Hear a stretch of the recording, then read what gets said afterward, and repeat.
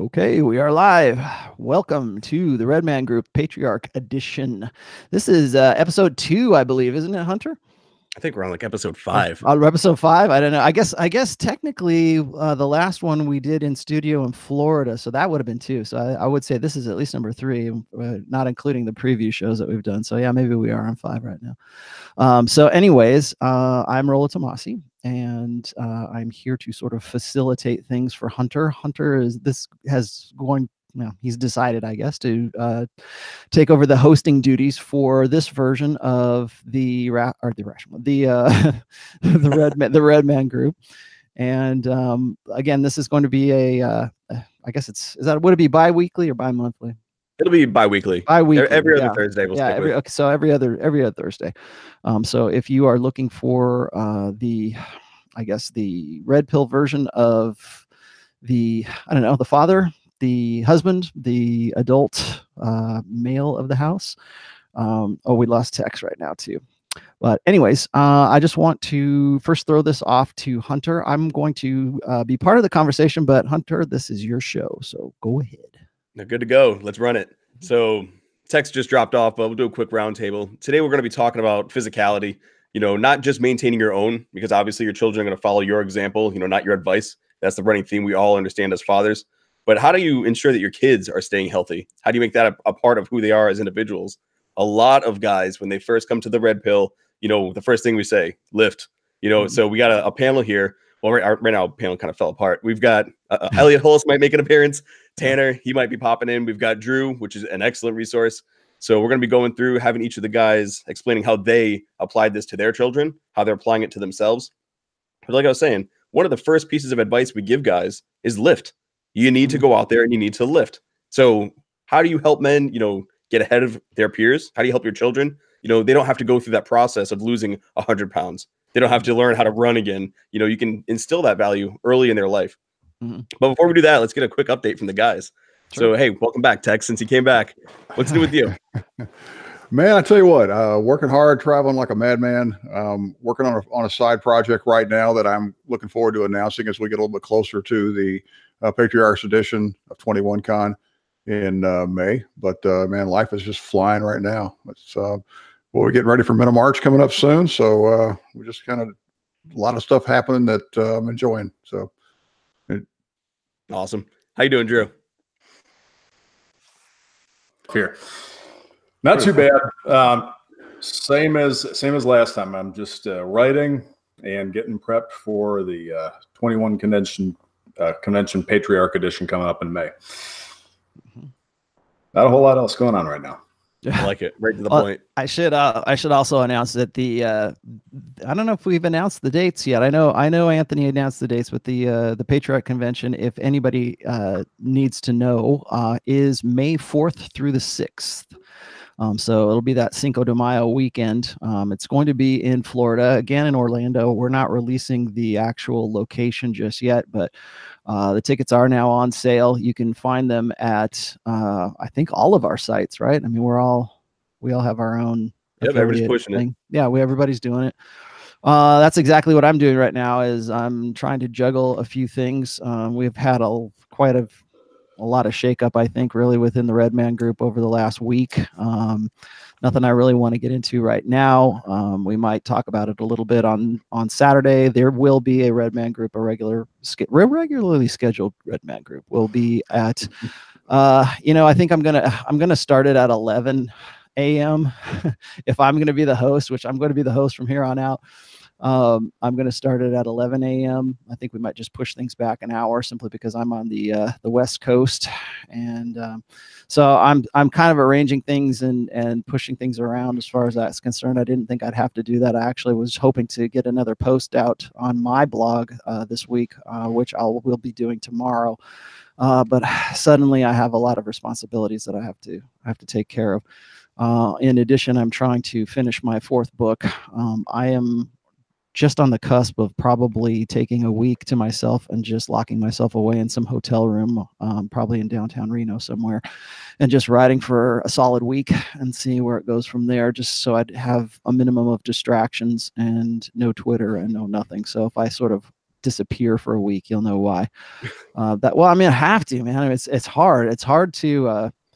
One of the things that I didn't want to do when I went public, I guess, which I've only been public for a year now, was I didn't want to be too wrapped up in the business of being Raul Tomasi. I still wanted to be the author, right? I still want to write the Rational Male, and I want to get the next book out, because that's really what I think is going to be my legacy, right? I mean, it's just like doing the Rational Male stuff and putting out what I have been. And so I have to be a writer, and then I also have to be a public speaker now too. So I feel like I'm doing too much of one and not enough of the other. So I will probably be leaning a little bit more towards writing. And then my public appearances will be limited to the Red Man Group and my Red Pill 101, which is on Sundays with myself and Pat Campbell. Also tomorrow morning, I'm doing Pat Campbell's show. It will be I will be speaking at, let's see, it will be 9:05 Eastern Standard Time. If you're on the East Coast, I will be 6:05 my time. I'm usually up by about 4:30, 4 o'clock in the morning when I have to do his show. So, but that's working out real good. I'm doing a lot of good stuff with him right now. So between the book and figuring out what exactly I'm going to talk about at the convention, which is going to be, it's going to be about multi-generational mentorship. That's what I'm going to talk about at the Patriarchs edition. So, but anyways, yeah, we're talking. Being the Godfather's not easy, man. Come on. No, it's not. It's a lot of responsibility, and suddenly I've got a whole lot more. So, knowing the way, like how deep you go into the topics, I picture you up in like a hotel room, and there's just like papers and shit and like string connecting the ideas, and like some maid is gonna walk into the room and be like, "What is this psycho doing?" Like, strings, planning shit out. Yeah, that wouldn't be a bad thing. It'll help me organize my thoughts. People always try to convince me like I should be using some sort of digital, like I've got these programs. I got one called Byword. I got another one called Blogo. I got a bunch of these other ones. I use whenever I write, I use I don't know if you guys have ever asked me this question before. When I write, I use a program called Scrivener. And then from Scrivener, I take that and I either put it into I don't actually, now with the new version of Scrivener, I don't have to turn it into a digital version. It just automatically, I can format it so it is. But then I take that and flow that into the books. Everybody doesn't understand that if you have the physical book, I actually designed that book. I did all the layout. I did all of the cover stuff. Everything that whole book is really my product. So, and that's just sort of me. I do art. Yeah, I've just gotten into Scrivener, and I like it. I like it quite a bit. So, yeah, it's a great program. So if you guys are writing, I highly suggest that. Everybody always wants to use Word, and I guess that's okay. But Scrivener actually, I think, is really more designed for the writer in mind, whereas Word is more sort of general purpose. Well, you kind of just set your chapters up and such of what you're trying to write, and then you can bounce around. You get an idea over here, bounce back over to that chapter, and you can just keep adding to it as you see fit. Mm-hmm. A lot more motivating than trying to go hunt and peck through a Word document. Yep. They can tell you did graphic design. The typography is on point in this. Yeah. Yeah. Well, it's everybody very has a book within hand's reach. Well, it's funny because like everybody always complains about the first book because it's such small type. And I think people don't realize that when I made that book, I tried to keep it at 300 pages, specifically try to keep it at 300 pages and try to cram as much into it as I possibly could, because I thought that was going to be the only book I would ever write. And then I decided that it was time, I got such a good response to it that I just decided to write a whole series about it. And so now I kind of need to go back to that. And if I ever were to edit that book, I wanted to keep the price of that book like right at $9.99, because that was like the lowest price that Amazon would sell that. And I wanted to make sure everybody had access to it because, it's always been about the message for me, right? I mean, it's nice that I get paid for it. Don't get me wrong, but like I do a lot of other things too. But I did that because I wanted to put it in guys' hands, and I wanted them to sort of pass it back and forth. So, but anyways, do you guys work out? Is that what we're talking about? Is that the thing? Work out? Well, because here's the thing. All right. Periodically. Here's the thing is like I think that what happened. Well, I mean, I know that Drew, you were a fitness guy for a while, right? That is my primary thing. I started doing personal training actually back in 1993 and was a full-time trainer from then until up about 2003 and 2004. I was the director of education for a national personal training franchise, restructured the certification for accreditation, trained the trainers instead of training people, broke with that organization, went back to managing a personal training studio. And then about 2013 just said, to hell with this. I want to start just writing and doing consultations, because anybody who's done any amount of personal training is probably familiar with the grind.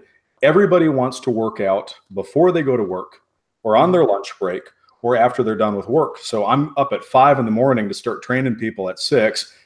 And then my morning is like on and off. And then I get a bunch of people in the afternoon, and then it's on and off. And then I get a bunch of people till 7, sometimes later at night. It's shit hours, have a family, wanted to be able to spend more time with my wife and son, and said, fuck this. Mm-hmm. So I've been blogging already since actually about 97. So I'd already built up a pretty good following online. So making the transition was relatively easy. I figured, we'll just switch over to writing. But most of my focus is still just on that, on fitness. Mm-hmm. I used to, people always ask me about like my own, what do I do for, I've been lifting since I was probably about 17 years old. Now I am 50 years old and I still lift and I'm still in the gym. I'm one of those guys that has to get up in the morning though. For the very longest time when I was working sort of in the private sector, before I became Rollo Tomasi, the author, I got in the habit of having to get up at right around 5 o'clock, 5:30. 5:30 would be late for me. And so I could be at the gym by like 6:30, depending on where I was living at the time. If I was in Nevada, it was different. If I was in Florida, it was different. But I would get up pretty early because I always had to work out before I went to work. I always found that I felt better by doing that. I felt like I was, once you get a workout, I mean, you get the adrenaline and you're a whole lot more aware. Honestly, I think I was more productive doing what I did. Because of that, I'm one of those, like I said, I'm the morning guy. I still am kind of the morning guy, although I don't get up quite as early as I used to, but I do work out in the mornings. And then people used to think, wow, you're really dedicated, man. You're really, I've always been kind of a hard gainer. Right now I weigh about 162 pounds right now, and I'm 5'11". And so I'm fairly thin. My brother was a amateur circuit bodybuilder for a long time, and he and I used to lift quite a bit in our 20s, and we had our look. I mean, I could show you guys some pictures of me in my 20s. You would get, yeah, you guys have seen, you guys have seen that, but everybody in the chat has not seen that. Yeah. But I was just gonna say is I've always been very healthy. I've tried to stay in shape. I am of the opinion that I like sex too much to ever let myself get out of shape. I also find that if you are in shape and you have even if you're just thin, really, I mean, if you look like you're of a, normal, even it's funny is even if you're of a normal weight today, people think you look fabulous. Yeah. Because like, what is it? No, standard is so low. And this is, yeah, exactly. The standard is so low. And then I was just going to say is, and you guys can correct me here, but I think by the latest stats is something like 68% of the American population is obese. Well, not obese, but is overweight.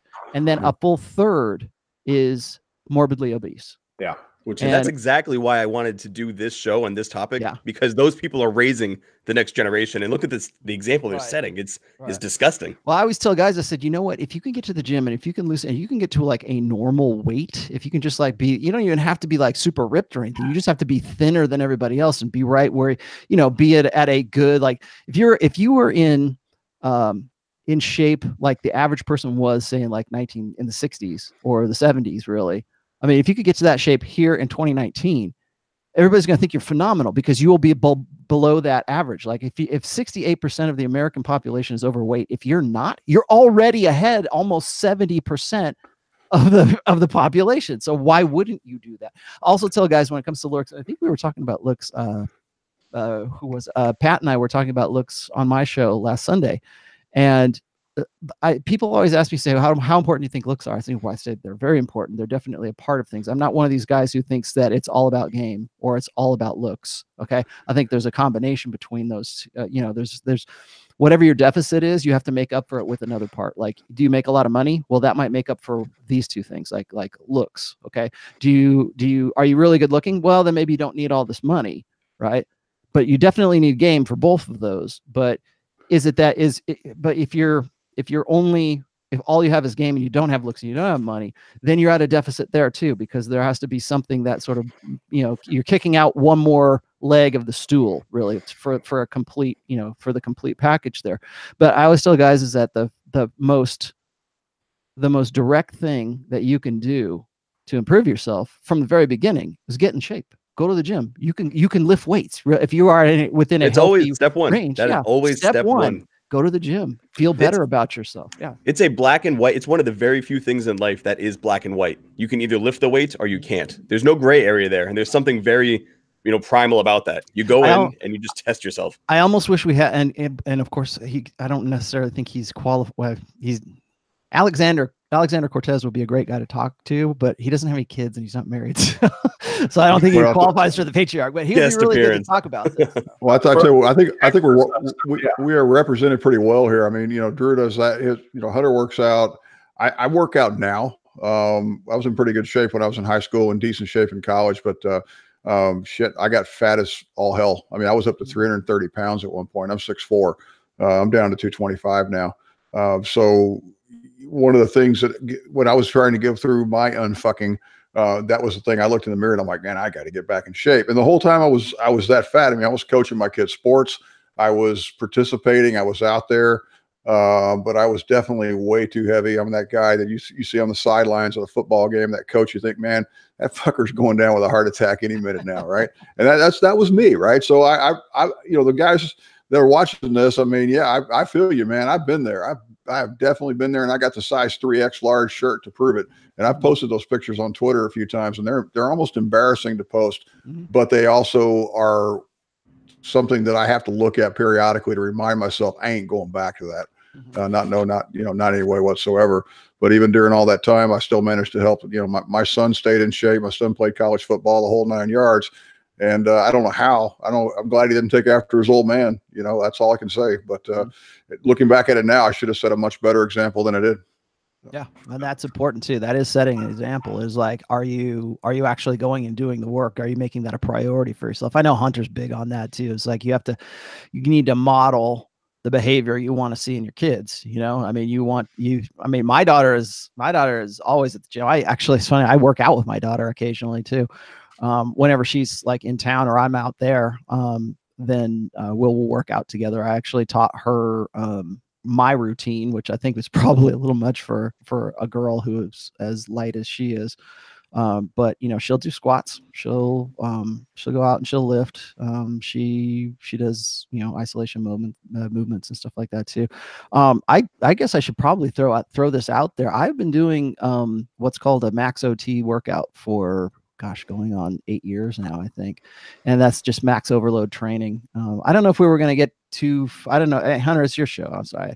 But I don't know if we were going to get into too much detail about like what it is that we do as fitness, or like what degree of importance this should be in a guy's family, as well as in his sex life and with his wife. I think a lot of times guys sort of just let themselves go because they think they have this mindset. And I was just going to throw this out there. Most guys let themselves go, or they let themselves get fat because they believe that once they get into a marriage, that means that woman is always going to be there to give her sexual best to you no matter what. Because if she didn't, she wouldn't have said, I do. Right. She wouldn't have been I think a lot of blue pill beta guys think that the only reason a woman marries him personally is because he is like her Prince Charming. Right. He believes that she thinks that he is the best that she can possibly do.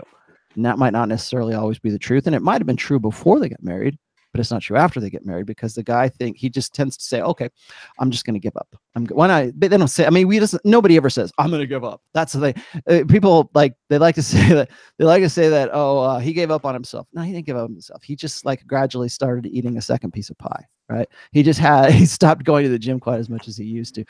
He had more alcohol when he came. That's another thing is he had more alcohol when he came home from work. And then he went from being just having a beer on a Saturday to having, having some drinks on Fridays, Saturdays, and Sundays, to sleeping it off on Sundays, to every other day, to whatever, simply because he's sort of dealing with, stresses that he's never had to deal with before, and he doesn't know how to deal with them. And particularly when it's beta male guys, they tend to do that and adopt habits that end up making them fat. And I don't know, maybe Tex can talk about this too. It sounds like maybe that's where you got into it, but I've never been heavier than 185 pounds. And I've always been somewhere between 160 and 180, somewhere around there, depending on what my lifting regime was or what I was doing at that particular time. Yeah, right now I am at like the thinnest I've been in a very long time. It's that fucking chemo, man. Yeah, it's not chemo. I have hair. No, I tell you what, you're the guy we love to hate. Okay. So I know. So, anyways, I those are some things to throw out there. I think a lot of guys tend to remember. Here it is. This is like mindset. This is like their beta mindset that manifests itself as habits, right? If you believe that it doesn't matter what you look like, that your wife has to fuck you no matter what you look like, because you are, guys think that, and a great deal of blue pill guys think this, is they think that hypergamy is over once they put a ring on the finger. They think that they don't have to worry about they're insulated from the sexual marketplace. You're not. And before we continue, as far as the chat's concerned, if anybody has any questions, I'm monitoring the chat. I know Jonathan from Modern Life Dating is in there too. So if you have questions, we'll be looking at those too, and we'll field your questions as well. And on that, your question cannot be a specialized, your exact life. Let's break it down. What's should I take Prima Decabolin? Is creatine good for you? So with this episode, dads and family men deal with a lot. They deal with, how do you find time to work out? When are you going to work out? How do you get your kids involved with working out? And we have a large array of men in here. Some men have children who are possibly in middle school, possibly high school. How do you change a trend of a child that is now 13 years into a bad habit? Maybe they're playing video games nonstop, or maybe they're, just overweight and their life is through electronics. They don't do anything. How do you change that mindset? We also have fathers who, like, my children are young. I've got a 9-year-old son and a 6-year-old daughter. It's easier. They're softer clay. So from the beginning, I've been molding them. They go work out with me. We do hikes as a family. We do this together. Like, it's nothing new to them. That is just normal. But also, and I want to talk to Drew about what you brought up, Rollo, is a lot of guys, after they get divorced, then they start going to the personal trainer and they start getting in shape. And all of a sudden they're like, oh, marriage sucks. You were 300 pounds and you were married though. And then you started working out and now your life's better. Was it marriage that sucked, or was it your performance in that marriage? Did you forget you had to work out? And there are a lot of guys on here who are married or in LTRs that need to hear that. Hey, before you end up going down the divorce mill and just getting absolutely destroyed, you can start unfucking yourself now, and that might be able to help the relationship you're having. Maybe your lack of sex is not due to a low libido woman, but actually because you're disgusting and you need to just dial your health in. And you can do that as a married. There's the dad bod is just, I hate it. I hate the term. I hate, it's like saying toxic masculinity. That is just, I hate hearing that, because that's not, you shouldn't have children and then take your foot off the gas. No. And not only that, but also as parents and, as fathers, we have an opportunity, because we're red pill aware men. We understand what's going on. And a lot of in our community, they don't. So you have an opportunity. If you're a coach, I coach my son's baseball team. We won the championship this year. Had to plug that, but when you're out there and you're telling these kids to run and you're getting these fathers involved and you're having that, these other boys, your son's peers, your daughter's peers are saying, whoa, maybe I should start moving and stop playing so many video games. You're an adult. A lot of parents say, oh, my kid likes chocolate chip cookies. Well, your kid is a child. You buy what goes in the goddamn cabinet, not them. Tell them no. Drew, I'm thinking you had a lot to say about all that. I could probably talk for the next couple hours really quick, just because you mentioned creatine. Everybody should be taking it, and even your kids. And this is why. A lot of people think creatine and they're thinking about sports or exercise performance, but there is research showing that creatine monohydrate supplementation has a protective effect against brain injuries if there is a concussion. So I tell everybody, if your kids are going to play sports, And it doesn't matter if it's a contact sport or not. If you're involved in any kind of sport, there's always the potential for a fall, the potential for contact. Soccer, basketball, people run into each other. Creatine monohydrate will reduce the severity of a brain injury if you happen to get a concussion in these. And there's really no downside as long as you're well hydrated and you're not taking, I mean, it's hydration is key. 5-something grams a day. Yeah, you want to stay hydrated. There have been some issues with wrestlers having problems taking it while dehydrating. So Drew, I mean, what about a guy that's already got, might be still having some post-concussion syndrome? Anything about taking creatine to help get past that a little further? I have no idea. Okay. I don't know if it would have any effect post-concussion, but I know that it's protective against brain damage if there is a concussion. So I tell everybody to take it. And it's relatively cheap too. But going further with that, with the divorced guys wanting to get in shape, I have seen this from a bunch of different sides. A lot of my clients have been men who have been recently divorced. So I'm hearing it from them. They're out of shape. They're back on the market and they want to get back in shape. And a lot of times they're blaming the wife for this and that and everything. And now through a red pill lens, it becomes a little more obvious that it might not have been entirely on her. These guys often are way fatter than any man ought to be. And most likely were not when they started out. When I talk to new people, one of the things I ask them after, well, what is your goal? And if they say, well, I want to lose fat, I ask, well, have you always been this fat? And if the answer is no, when were you in the best shape of your life and what changed? And for a lot of these guys, they were athletes. They were in great condition in college. They got married, they got comfortable, they got fat. And I've also heard it on the other side from women, although sometimes it's the women that are still married and they come in and they complain, they bitch about their husbands, and suddenly they want to get in shape. And probably because they are preparing in advance for being single again, they know where they're headed. You don't want to wait until shit gets that bad before you start doing something about it. In fact, if you're a younger guy and you're recently married, don't let yourself go at all if you are in shape. And if you aren't in shape, you need to get in shape as quickly as possible because it makes a huge difference. Not just, for your own health and happiness and, set a good example for your kids, but in terms of the relationship, and we talked about this, touched on it a little bit last time that was on when we talked about the dread. If you are a higher value man and you have that, covert dread, I can't remember the specific term, it is going to, basically it puts you in a better, stronger position in the relationship. And she is going to work harder to keep you happy than if she looks at you and thinks you're some fat slob. And man, and I know we got mostly guys watching this right now, but if you knew the kind of things, the way that some of these women talked about their husbands when they let themselves go, it is bad. And in retrospect, at the time, it's okay, the woman's venting and stuff. But again, seeing it now through red pill lens, they were either already cheating or they were planning on cheating. They were getting themselves as hot as possible to improve their options. And long ago, when I was still single, and this came up in the dread thing, I occasionally dated some women who were married, who said the exact same things about their husband. There was not a single woman that I was dating who was, married that did not talk obviously she's not respectful of her husband, did not talk shit about him. And part of it was, oh, he's tired all the time. He's got no energy. He's fat, blah, blah, blah, all this stuff. You don't want to be that guy. And it's, not the only thing, but it's a huge thing. You have to lift weights. You absolutely have to do it.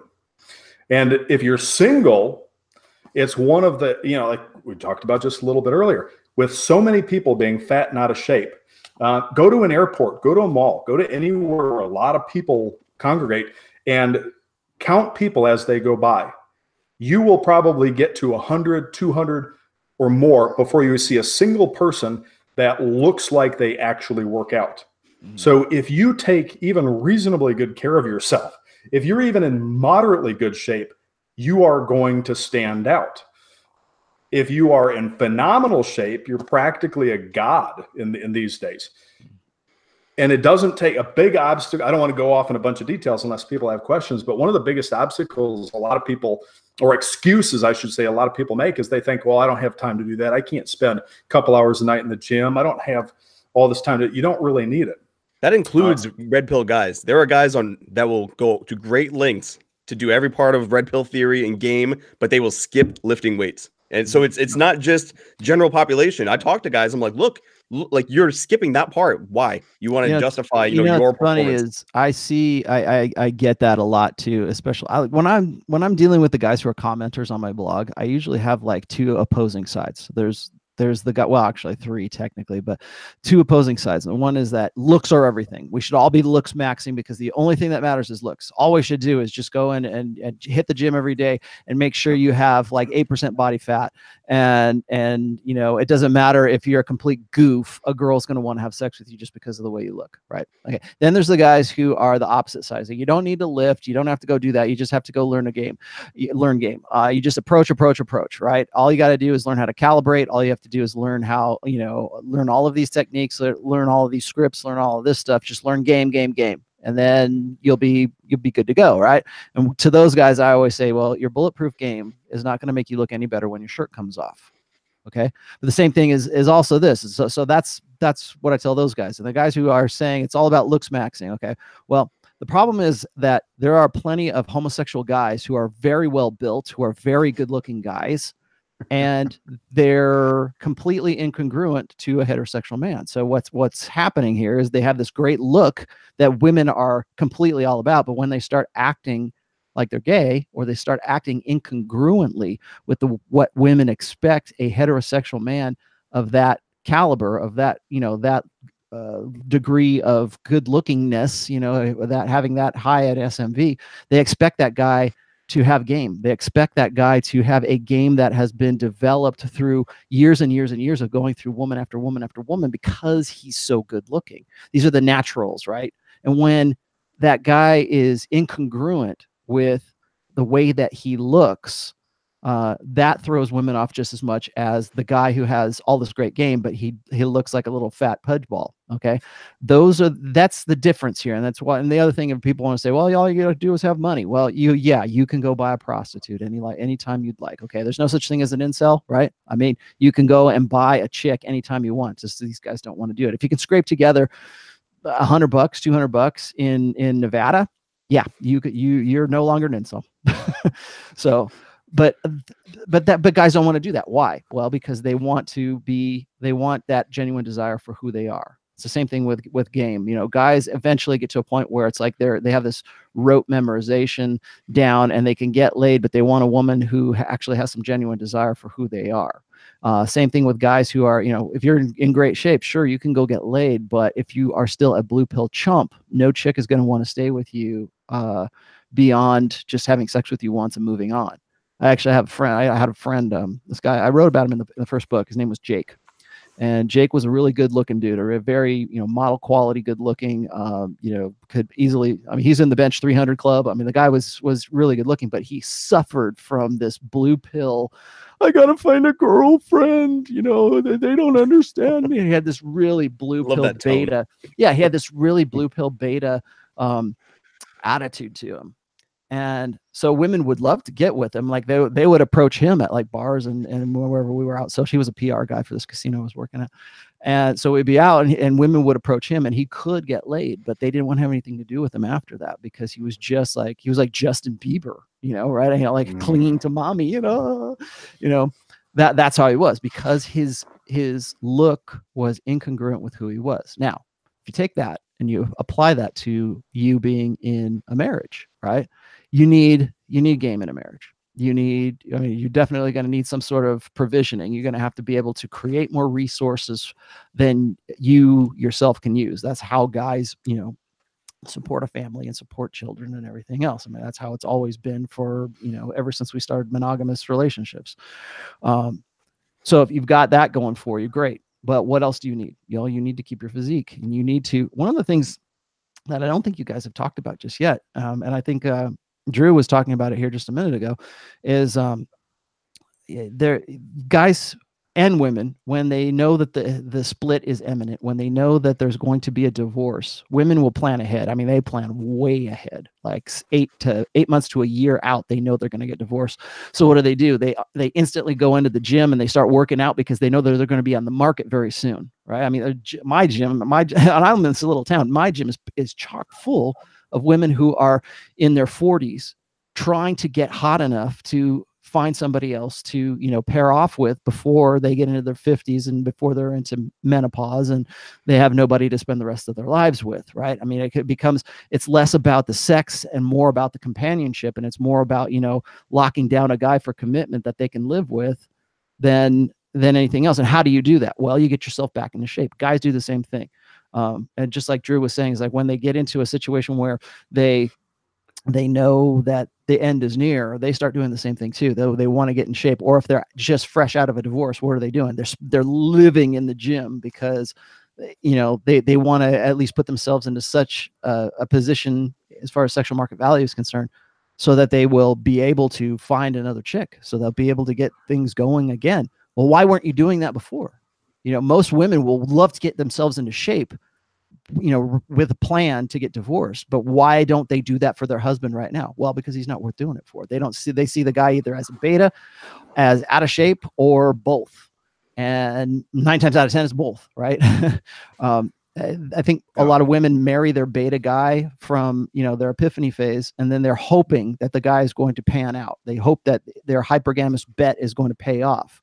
Like they'll get with this guy that they know is kind of a chump, but at least he's loyal and he's dependable and he's a good provider and he's good at parental investment. And I need some help with these kids, and this guy's got some benefits, and so I got to stick with this guy. And then they get into the marriage for like about between 4 and 7 years, and that's when they decide for themselves whether they're going to stick it out or they're not going to stick it out with this guy. And most of the time, it takes them that long to realize whether or not that guy is going to pan out, whether that's like physique, or it's money wise, or it's family wise, all of these things that are going to play into that. But remember, a lot of women are making those decisions later on, like I said, between 4 and 7 years after the marriage, to decide whether or not they made a good bet. And there comes a point like in their lives when they're usually right before they're about to hit 40, and they say, okay, I'm still good looking enough to get another guy. I better dump this dude, get in the gym, and go. Well, why is she going to do that? Well, because you're not going to the gym, because you aren't, you know, you haven't lived up to, remember, hypergamy doesn't stop because you put a ring on her finger. Okay. It doesn't magically stop that way. Okay. And I don't care how religious that girl is. I don't care how, you know, convicted that woman is, or how, you know, dedicated she is to family and everything else. The sex drive is that important. And that's, honest to God, that's what most women are thinking. And so when you give up, when guys have that blue pill attitude, it's that blue pill mindset that throws them off. That says, I don't need to go work out anymore. I don't need to go do this anymore because I'm done. I got married, right? She has to stay with me, right? Until death do us part. You know, we did it in front of a priest. We did it in front of all of our friends, right? I mean, why else would you do it, right? So all your friends go, oh, you broke up with, you know, they don't understand that that's not how the game is played anymore. But again, it's why would you do it now after everything's gone to hell rather than doing it before? Most guys that I counsel who are like in their 40s or 50s, and they're thinking about getting divorced, or I live in a sexless marriage, and I don't understand why my wife won't get in shape for me, or I don't understand why she won't go to the gym, or I don't understand why you know, we have mismatched libidos and all this other stuff. And so they're ready to get out of it. But like they come to me and they say, how do I get my wife to have sex with me again? You know, everything would be great. I don't want, like, first thing I ask them is, do you really want to stay in this relationship? Do you want to stay in a relationship where you're not getting what, you know, you're certainly not having your sexual needs meet? Or do you really, is this something you want to say? I asked them this, I said, if you knew your wife right now, and you knew all the stuff that you know about her right now, and you met her in a club, and you were single and she was single, would you marry her? Would you get back together with her? Most guys will say yes, though, because they're dedicated to it. They love their wives. They just want her to have sex with them, and they don't know how to. Well, they love the vision of her wife. They have that vision that they built in their head. You know, it's not really her; it's what they think she could be or will become. It's that idea that men and women share this mutual concept of love, and they don't. And here is that spelled out in no uncertain terms.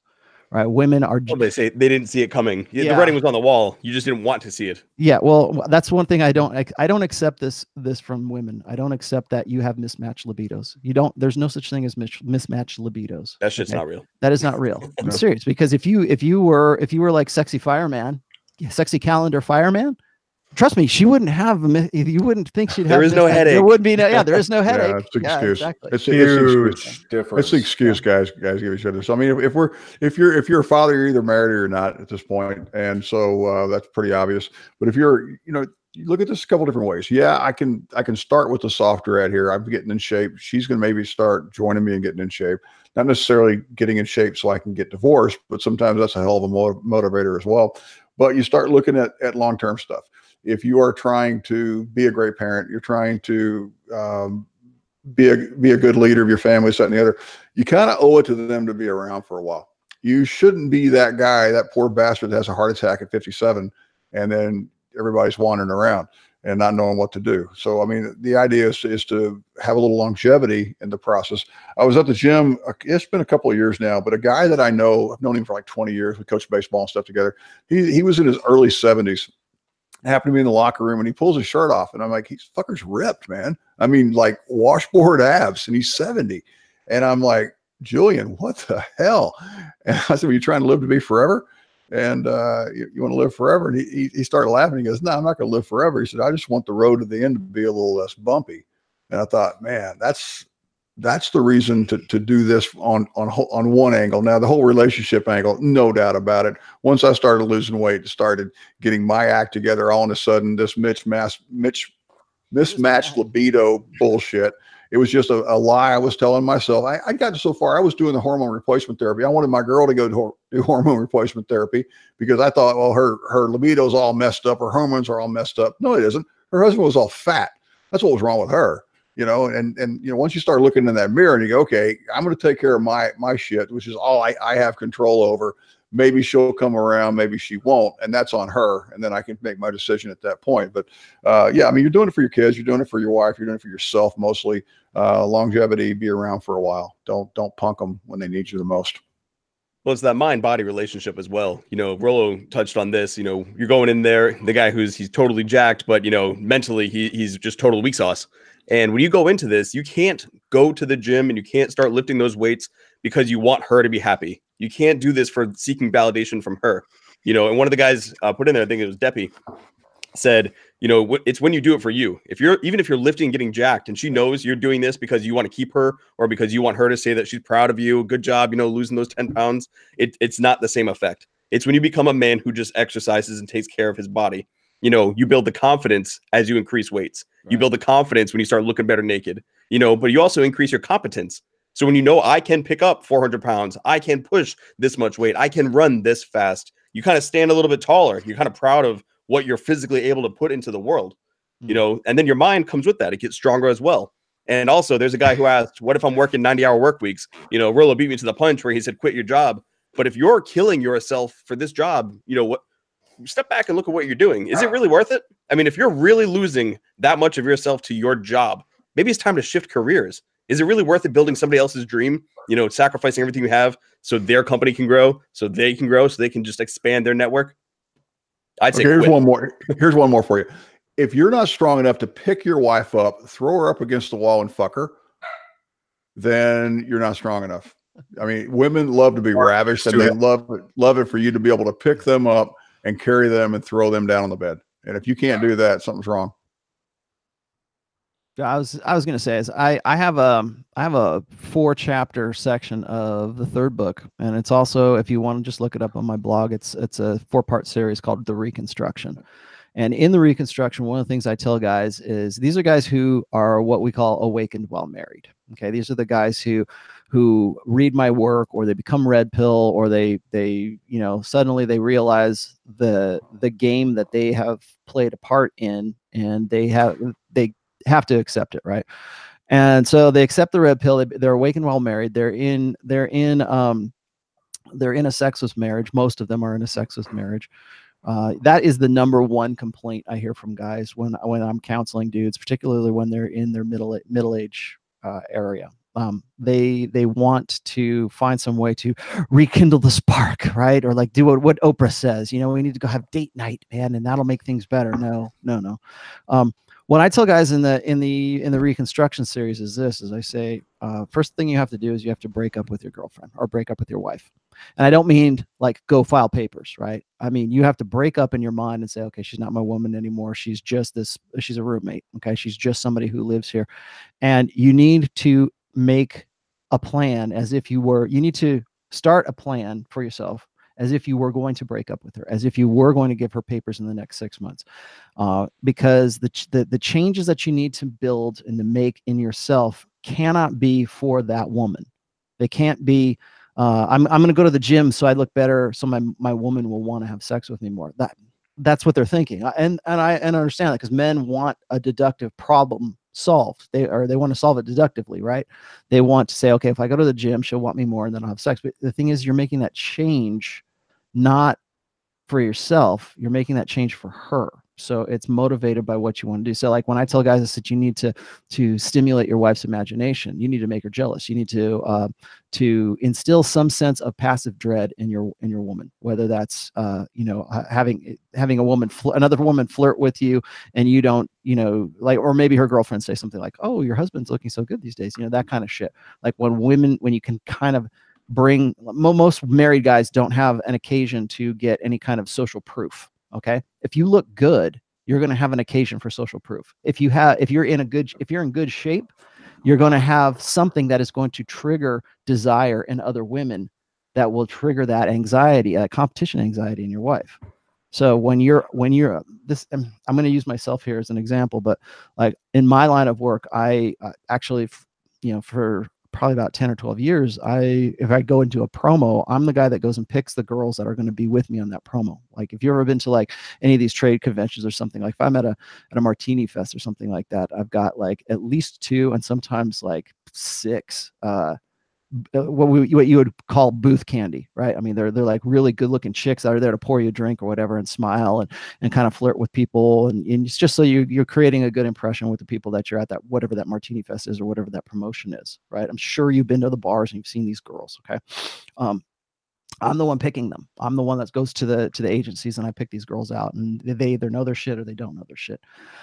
So I'm there, and I also pick out guys too. I also pick, depending on whatever the venue is, I might pick some good looking guys, but I'm around good looking people and I'm around the social, circle all the time.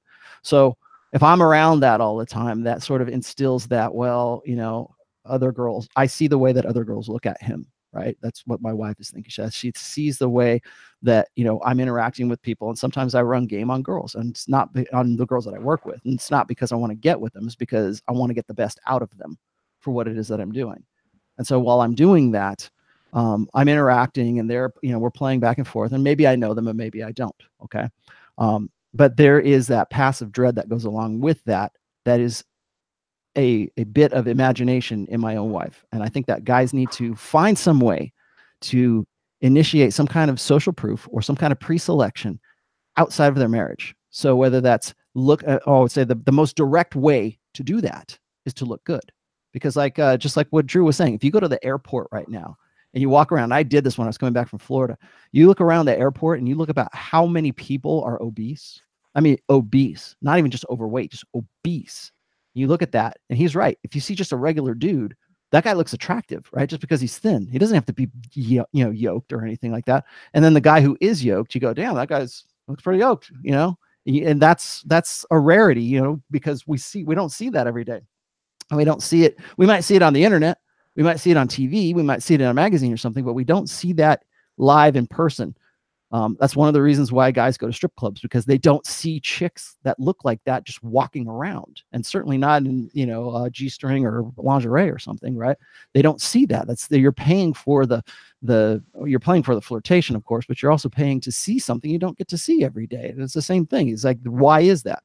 Well, what if you could be the guy that is built and that other people go, damn, that guy looks good, because he goes and he works out and he's built, and you see him and you go, wow, you know, that I think the other thing that we also see socially is when we see a dude that is in good shape, it's not just, ooh, I want to, you know, girls go, ooh, I just want to get with that guy. It's also the effort that had to go into building something like that, because you don't get that overnight. It's still one of these things where they can't sell it to you directly. You know, there's no magic pill to make you yoked and good looking and tan and all this other shit, right? You still have to go in and put the hours in at the gym to do that. And that represents dedication and perseverance and, you know, and really self-denial in some ways, you know, as far as food and everything else. You're taking care of yourself. You're actually putting an effort for that. So what does that tell you about the personality of the person that's doing that? Right. That's why I was just saying about congruency. Right. I mean, it's not just social. It's in your work environment as well. I mean, if you're in a situation where you're meeting people all the time, if you're in shape, you look like you can command yourself. Then they have a little more trust in maybe placing an order with you or asking you, you know, if you're a consultant, that kind of thing. You walk in as a fat slob, they're just going to look at you like you can't even manage to not eat, man. How are you going to solve my problem? Yeah, I mean, you're living proof. You know, you've been going through all this. You said you unfucked yourself, and you know this has been one of your greatest years, right? Oh, the last 3 or 4 years of my career have skyrocketed. Mostly it's a boost in confidence and a boost in just knowing who I am and just being red pilled and not taking any shit off anybody, which is just, people love that. They just absolutely eat it up. You know, earlier, Rollo, you were talking about your books being the legacy. And when we're looking at this, our children are also our legacy. So when they see us doing these things, they see the father and the mother, you know, engaged. They see, hey, dad lifts weights. He does strongman things. You know, mom does these things. She stays in shape. You know, mom's not just like a fat slug on the couch who scrolls on the phone. And the daughter's like, oh, that's what women do. That's what I'm supposed to do with my family. Our legacy is better. You know, the standard we set, the children follow that and they go to a higher bar than you went to because you gave them a stronger foundation than you had. They see all those things. And a lot of guys who are trying to find that attraction, you know, they start working out and doing those things. That's still not enough. Another step that I found that works with guys is, and I'm kind of on that frequency with you tonight, Rollo, you keep like one step ahead of me, is the social proof you get by putting yourself out there and competing. Even if it's just running a race, you know, run a Spartan race. And, you know, and if you're looking good and you're jacked, you're running around covered in mud and you're at the, you know, your lady's at the finish line, they're cheering for you. You're a guy who does things and your wife gets to see you do those things. You know, I wish Tanner was on because he took up boxing. You know, I guarantee his wife's seen him out. That's a raw sport. You know, I'll tell you a interesting story. And this is before I was married, actually. When I was dating my wife, and you know, we were, you know, fooling around and everything. One time this was back like before I had kids and before I actually got married, right? I used to do martial arts. And I'm not going to tell you which one, because every time you get into that debate, everybody goes, what the fuck are you doing that for, man? You need to do Hoist Gracie jiu-jitsu or some shit, you know, whatever. Okay. I was doing a martial art. Okay. And I was living in Tahoe at the time, and I had to go down to Sacramento to go and compete in this tournament. I went down there and I actually placed first place in sparring. For my division, for my belt, right? My belt class. So I go down there, I won. And I did not realize this until that time, but my wife and I had sex like rabbits after that. Okay. And well, she wasn't my wife then, she was my girlfriend then. Right? And so we were staying at a hotel, and as soon as we got back, it was on. And I was like, is it because of the violence? Or is it because, you know, and then I didn't understand what actually it was that had turned my wife on from that. And it's, you know, maybe it was the violence, but the other thing is, and it's not really even violence, it's all controlled, right? It's a tournament. It's not like I'm trying to kill the dude. It's just, I want to score points, right? It's the competitiveness. That's what I tell you guys, you know, even on the Redman group is people ask me, you know, well, what's the best place to start, or how can I do things, you know, or what should I tell my kids to do? It's like, compete. I don't care what the competition is, because when guys compete and they win in something, and this is actually researched and studied, okay, your testosterone increases. If you win something, if you're a winner, if you defeat your rival, if you're a boxer, let's just say, and you knock the guy out, your testosterone is way higher at that moment than when you're just, you know, regular dude walking down the street. Okay. Because there's that, and maybe this is just the way that we evolved, right? So that once we have defeated something, or we have overcome something, or won a competition in some way, or even this, and feminists hate this too, when a sports team that you're invested in, like say you're really a Patriots fan, right? after they win the Super Bowl, the guys who are fans of that particular team that won, their testosterone goes up as well, because they have that kind of like almost a sympathetic reaction to that. And so women or feminists like to say, well, you know, when somebody's sports team wins, they go home and they beat their wives because they have more testosterone in them. Well, no, actually women respond to that testosterone, assuming they're in the right phase of ovulation. They respond to that testosterone by wanting to have sex with the winners. And even Rich has said this before, is that women don't care about the struggle. They wait at the finish line and they fuck the winners. And that's also chemically and biologically, evolutionarily true, because men, when they compete, and you don't even necessarily have to win, but I mean, as long as you feel better about yourself and you're out there and you're competing and you're doing something, you're trying to win, you're striving to win, your testosterone is going to go up, maybe incrementally, and maybe not as much as if you actually won some sort of championship of some sorts. But when a man competes and when a man wins, his testosterone goes up. And that also, women pick up on that. What's the Sean Connery line? Losers always whine about their best. Winners go home and fuck the prom queen. Yes. Yeah. So there's a competition aspect of all this. Okay, you know, we're right about at the top of the hour right now. We can keep going on for about another 20 minutes or so if you guys want to. If there's something else you want to keep going on, Hunter. I do want to say at this point that if you have not hit the like button already, please hit the like button. That really helps us out, and not just this show, but also the Redman Group in total. And so if you hit that, please do. If you haven't subscribed, please subscribe either to this channel or to the Redman Group in proper. Again, there will still be a Redman Group, and it's going to be on Saturday morning. I'm going to set it at 11 o'clock Eastern. So hit the like button, smash the like button, do something to the like button. I don't care. Yeah. One of the things I was thinking of as you're going on was the way that we have, you know, we're setting the standard, and I cannot press that enough. You know, they follow the example you set. They do the things you do, not the things that you say people should do, like reading, working out, shit like that. Our daughters, our sons, you know, how much preventable pain will you save them if you keep them from going down that path of obesity? You keep them going down that path of lack of confidence and self-esteem. I mean, it's insane how much time and pain you will save your family by just taking care of yourself and setting the proper example, and then showing them how to do the same in their lives. Physical pain, emotional pain, loss of opportunities. I've had grown men break down and cry while they were in my office during the initial consultation, talking about all of the things that they've tried and failed at previously because, well, most of it's because they weren't disciplined enough. But it takes a huge, huge toll on people. If you love your children and you don't want them to be miserable, you want them to be healthier, happier, you want them to be more successful in their relationships and even in work, because right or wrong, your physical appearance will affect your ability to get hired or promoted for jobs. If you want that for them, you have to teach them to eat properly, instill those habits in them. You have to keep them active, and you have to get them exercising. Doesn't have to be from when they're little on. You got to have them active, but at least, you know, when they're mature enough to understand what they're supposed to be doing and to take it seriously so they don't hurt themselves, they should also be doing some type of structured weightlifting. Hey, I tell you what, we carry regrets in life, especially parents that, you know, kids are already gone. I'm a grandparent now and all that. One of the things that I regretted is I did not take my nutrition more seriously, nor did my kids. My kids didn't know better because I wasn't teaching them. And I just think that that's when you don't want to have that regret later in life. Luckily, I got 3 grandsons, and we're out in the park, you know, we're running wind sprints against each other, and we're doing all this kind of crap, and they're awesome. eating right. And I mean, that's what it's about now, making up for lost time. But don't be me. Okay.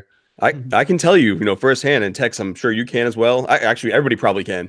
You can tell the difference between boys whose parents are involved and boys whose parents are not. You can tell the difference between the kid whose dad plays catch with him in the backyard and the kid who only practices a sport at that 1 hour of practice throughout the week. You know, it's obvious immediately. The impact a father can have on his child's life, son or daughter, you know, cannot be overstated. Also, we had a super chat by Smart RN1 who said, exercise does not cause weight loss. You cannot exercise off a bad diet. You are what you eat, period. I absolutely agree. You can't out exercise a bad diet. And also, you know, as we're going to start wrapping this one up, you know, feel free to ask the questions. So Drew, since you're the subject matter expert here, All right. somebody threw out, how much protein do you recommend daily? And I know that that's kind of that's a generic one that everybody asks. All right. So what's the simple basic answer? The majority of research shows that there is no additional benefit for building muscle beyond about 1.6 grams of protein per kilogram, or about 0.74 grams per kilogram per day, or sorry, per pound per day of target body weight. However, there's a huge allowable error in labels on food. There's going to be an error in the fat percentage versus protein if you go to the butcher. When they say it's 5%, maybe it is, maybe it isn't. You're going to have errors in measuring. There's all these errors. You don't want to aim for just that 1.6 grams per kilogram or the 0.74-ish grams per pound. You want to aim for at least a gram of protein per pound of target body weight, so that even if you do err significantly, you're getting enough. And if you are younger and you've got a higher test, or if you're older and you're on testosterone replacement therapy, you could probably take advantage of even a little bit more than that. In fact, the older that people get, there's a bunch of research coming out showing that older people have an even harder time utilizing the protein they're taking in, and should take in even more. So a minimum would be to aim for a gram of protein per day for every pound of your target body weight. So if you're a 150-pound guy and you're trying to get up to, say 180, 190 pounds, well, that's not going to happen right away, but aim for 10 pounds more than you are at a time. Aim for 160. When you get to 160 or get close to it, aim for 170, et cetera. If you're a let's say a 250-pound guy and you're aiming to get down to 200 pounds, aim for about 200 grams or more protein per day. You're better off erring on the high side than low with that. Again, the research, 1.6 grams per kilogram, about 7.4 per pound, but you're better off erring on the high side with protein. And it sounds like a lot, but it is not hard to get that much at all if you plan your meals around your protein. There's a really easy way to do this. Most lean proteins are going to be about 0.8 grams, or sorry, about 8 grams per ounce. Some are going to be a little bit higher, some are a little bit lower. But if you take that target body weight and divide it by 8, that tells you the amount of ounces of protein they need today. So let's say your target body weight is 200 pounds. So you'd be aiming for about 25 ounces of relatively lean protein per day. And then you just break that up into however many meals you're going to have. And that's your target for that meal. Make sure that you plan your meals around your protein and then add in whatever else. But you make the protein your priority. It will help if you're trying to build muscle mass. You could do everything perfect in the gym. You could bust your ass in the gym. But if you don't have the raw materials for your body to recover and then build the muscle with, you're not going to gain any. And it's even more important if you're dieting, because you need that to be able to preserve the muscle mass you have while you're losing fat. Now, people will probably bring up that a pound of muscle doesn't actually have that much protein. And I've heard this argument before, and it's idiotic. They'll say, oh, well, a pound of muscle has only got about 100 grams of protein in it, so you only need about 14, 15 more grams per day to build it. That completely ignores the cost in protein to repair all of the damage that's done during the exercise. The reason that you require so much more protein when you work out isn't because you need that much to be able to build the new muscle. That's part of it. But a lot of that is because you need it to be able to replace a lot of what's being repaired because of the damage that's incurred during the workouts. But yeah, aim for at least a gram per pound of target body weight per day. And again, if you're younger, you might even benefit from more than that. If you're older and you're on testosterone therapy, or if you're just getting up there pushing 60, 70, you might want to aim for 1.25 to 1.5 even. And this applies, if you know what proper nutrition is and you've dialed in for yourself, that goes to the kids too. It is your responsibility to ensure that they aren't having, Lunchables or McDonald's. My kids call McDonald's Fat Donald's. I don't think they wouldn't even know if the last time they went to it. We don't go to fast food or any shit like that. To them, a dessert is not an expectation. It's a treat, because I've made that, the standard in our home. If you are eating one thing and your family's eating some crap, you are not properly leading them. It is your job to tell them, we are eating this. We are eating this way. This is healthy. This is what's going to make you big, strong, and what's going to set you up for success, mentally, physically, everything. You just perform better all around when you eat properly. Too many families are having spaghetti and meatballs, or they're ordering pizza every damn night, pasta, breads. Does every meal. Does your wife cook for you guys? Yeah, she's I grill. That's it. You grill? Yeah, I grill too. So that, I mean, one of the reasons I was going to ask that is because that right there, if you have a wife that is on board with cooking healthy, like she should know how to cook, right? I mean, a lot of guys will say, my wife doesn't know how to cook. I didn't marry her because she was a great cook. Well, why'd you marry her? And I think a lot of guys, particularly when they're single, nowadays it's almost like, I read this shit on Twitter all the time where like these guys will say, well, I know how to cook, or like, I'm sorry, Ryan, I know you're going to see this one. Ryan Stone is doing like his Red Pill channel, and like he's talking about Red Pill he's principles. Talking shit right now. Well, I know. He's like showing you recipes for like pecan sandies or some shit like that. I don't know what it is, but okay. But the point that I'm making here is that I think it's more important for guys to know how to cook these days because women simply don't know how to do it. They don't. I would almost argue that it's almost incumbent on a guy, if he's going to stay in shape, he needs to. There's a lot to know, man. There's a lot to know. I was just listening to Drew about all this stuff. You got to know about protein. You got to know about workouts. You got to know about nutrition. You got to know about all this kind of stuff. I mean, shit, you got to have a practically a whole different job just to stay in shape. Well, I mean, that's dedication. That's something that you have to do. I think that I wish Elliot had come on, because Elliot does this kind of stuff. I mean, he was a professional bodybuilder for a while, and he, his whole shtick is staying in shape and doing that kind of stuff. But that right there is what he does for a living. Most guys don't work out for a living. They've got some other gig that they're doing, and then and I know, because I was the same dude, right? I'll go to the workout. I know enough about working out because my brother and I my brother was an amateur circuit bodybuilder, but I was along. I wanted to look good while I was playing on stage, playing rock star, right? So looking at all that kind of stuff and having that background is very important. But I think for some guys, it seems kind of like overwhelming because there's so much to know. Like, I mean, just like what Drew was saying, you got to have X amount of protein for this.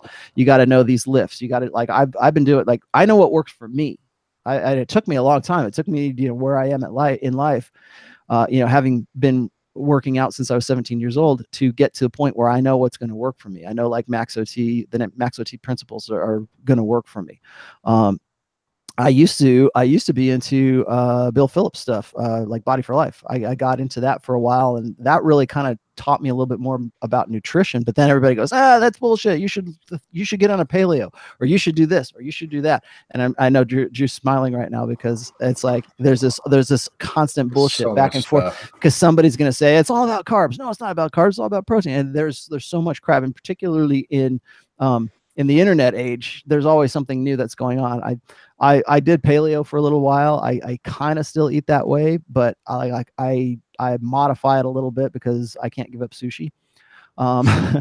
And I stopped drinking. I have not had a drink in about a year and 3 months now.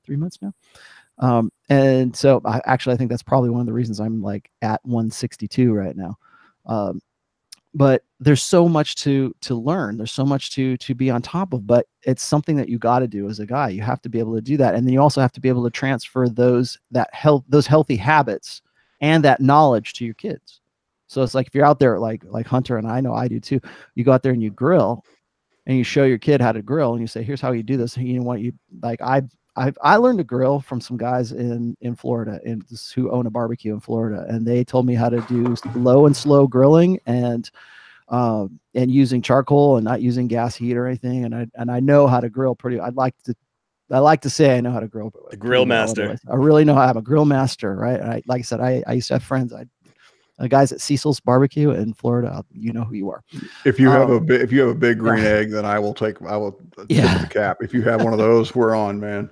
Well, there's like two categories of guys too. There's the guys who look at all the programs, they do all the research, and never lift a weight or change a diet. And then there's the guys who never learn anything about whether it works or not, because after a week they change it. So every week is a different program. This lift doesn't work. Starting strength doesn't work. You only did it for 3 days, and then you switch to strong lifts, and then you switch to this.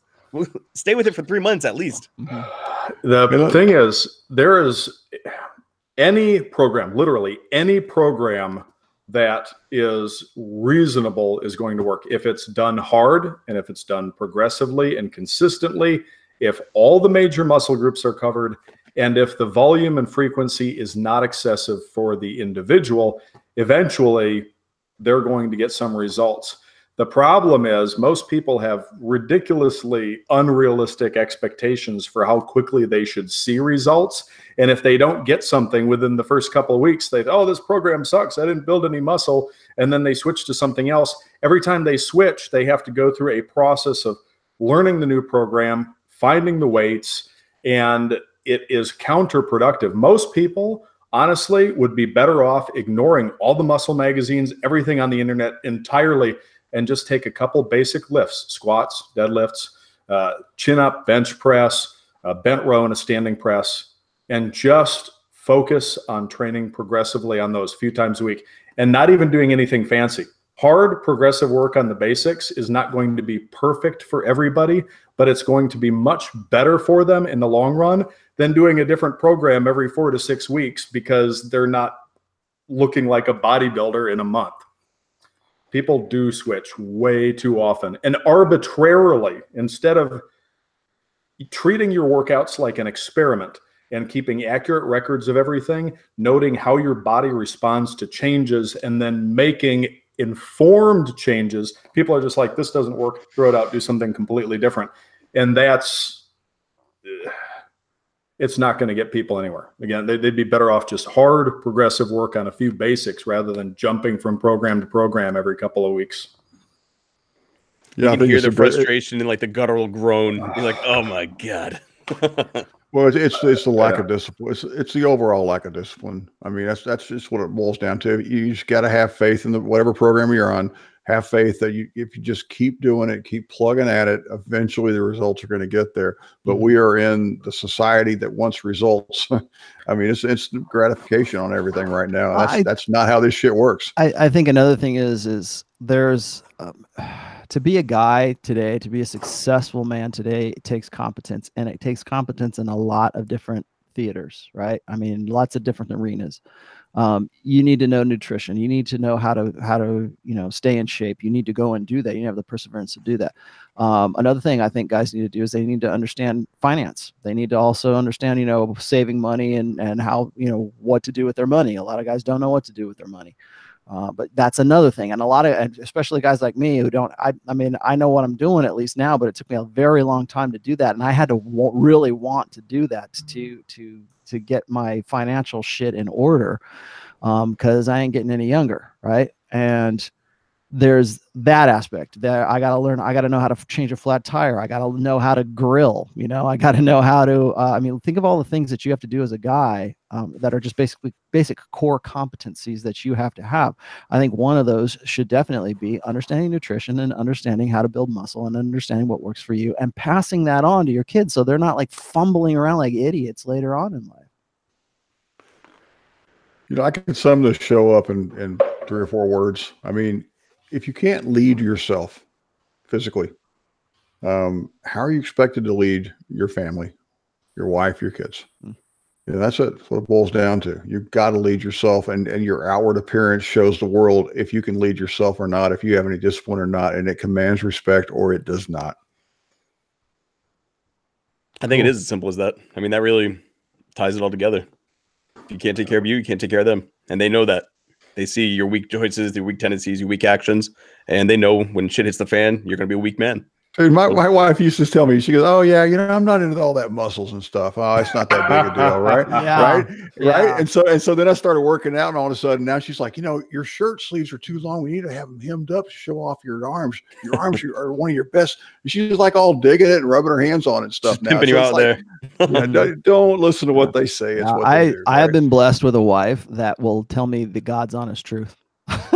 Like if she says something like you need to do this, or you need to, you're not as thin as you used to be, or whatever. If she's saying something like that, I know that she's not bullshitting me. But I think that might be another aspect of your marriage, where if your wife doesn't want to tell you stuff, or she wants to beat around the bush. Sometimes I think that husbands and wives get into kind of like this vicious circle or the vicious cycle where it's like, well, he doesn't feel like he needs to look good, so I don't think I should have to worry about that. And that's a great thing, because she'd probably just as well like to go out drinking with you just as much as you'd like to go out drinking, because it feels good, right? And then you wonder why you're not having sex anymore. You wonder why you can't have sex anymore because you're too drunk and have whiskey dick or some shit like that, right? I mean, seriously. And so it's all fun when you got married at, like, say 28, 29 years old. But then when you get a little bit older, then that shit catches up with you. And suddenly, she's sitting on the couch not doing anything, and you're sitting on the couch not doing anything, and you have no plans and you have no ambitions, and you wonder why, you are where you are. It's not, it's a gradual thing. It's not like something you all plan to do. It's not like, I think if I want to leave anybody with one message in the show, is that the mindset that you go into a relationship with, the frame that you should have when you go into that relationship, you need to maintain that frame after the relationship. You can't, like most blue pill beta guys, think that they can just relax. It's not like give up. No guy gets up in the morning and looks in the mirror and goes, I think I'm going to give up today. No guy does that. Done trying. Yeah, done trying. It's incremental. Instead of going 5 days a week to the gym, you go 3 days a week to the gym. That's okay. I'm a little older, right? I don't have to worry about that shit. It's okay. I can have an extra drink on Friday nights and not Saturday nights. Oh wait, no, Saturday nights too. I'll sleep it all off on Sunday and start all over on Monday, right? And so you get into those habits, and you don't realize that just one compromise leads to another, and really that compromise starts because you believe the bullshit. You believe the beta blue pill bullshit, which is, oh, well, now you can let your hair down. Now you don't have to worry about this anymore. Now you can, because she loves you just as much as you love her, right? That kind of shit. You believe that, and that leads you to those compromises. So that's what I'm leaving you with. My closing comments, it's that the silence is deafening. You are resenting her. She's resenting you. You're not saying anything, though. You're just taking actions. A little less favors here, a little less sex there, a little less, getting you a drink while we're going out. Hey, a little less asking, a little less caring about what you're wearing when you're with each other. It's just a silent battle that you have until you're both just existing together. It's not a marriage, it's not a relationship. You're just there. Somebody has to lead the way out, like Tech said. And like we said, the first step, start lifting weights. Get the fuck to the gym. Go do something by yourself. Get strong. She'll follow, or she'll go away. Exactly. And then you trade up. Yeah. You're jacked. You're ready. Because if you're not doing it now, you will do it later when you're trying to get back into the sexual marketplace because you fucked up, or because she fucked up. So, okay. Anyways, we are now at the hour 20 mark. Yes. So I think that's probably good for the show. Hunter is going to start taking over the show, right, Hunter? 2 weeks. 2 weeks. Okay, 2 weeks. Hunter's going to fly solo on the next one. And with that said, I hope everybody enjoys this show. I would definitely like to keep it going. I'd like to get some other panelists. I think probably I don't want to have more than 5 panelists on. I find that right around 4 or 5 is about right for the Redman group. Some people want to say, well, you need to go even fewer than that. But I think probably around 4 to 5 is probably 5 maximum right now. Yep. But I mean, we got big changes coming up, and I just wanted to let everyone know that yes, there will be a Redman group on Saturday. I don't know exactly what that's going to look like, but I welcome anybody who wants to come in and check it out. Hopefully Tanner can make it. Tanner talking about style would be a perfect follow-up to this. Well, you could have a great body, but you want to cover it up properly too. Yeah. Anybody listening to this, if you've got some ideas on topics that you'd like to see on the Patriarch edition, just DM Hunter on Twitter, or you send me a message as well. I mean, we'll listen. I mean, if you got ideas, things you want to hear, tell us. Yep. Cool. All right, guys. We will be back in 2 weeks, and I don't know what the topic will be, but look for the announcement. It'll be not next Thursday, but the Thursday after, and at 8:30 once again. Okay, that said, I'm Raul Tomasi, and thank you for watching.